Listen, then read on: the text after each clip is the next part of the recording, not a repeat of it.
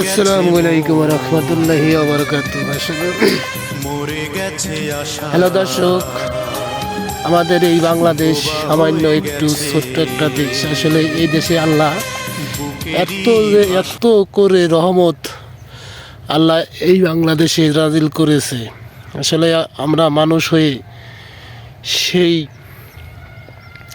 আল্লাহ পাকের কথা আমরা শুনি না। দেখেন, আমাদের মাঠ ভরা সোনালি ফসলে পরিপূর্ণত পেয়েছে। আসলে আপনাদের এই দেশের একটি দোষ আছে ভাই, আমরা নিজের কর্ম নিজেই করে খাইতে চাই না। আমরা শুধুমাত্র মানুষের কানা ঘষা কথাবার্তা, যেসব কথাবার্তা মানুষ আমাদেরকে বলে, আমরা সেই সব কথা শুনে আমরা মানুষের সাথে মানুষের বিবাদ দ্বন্দ্ব এইসব কিছু করে বেড়াই।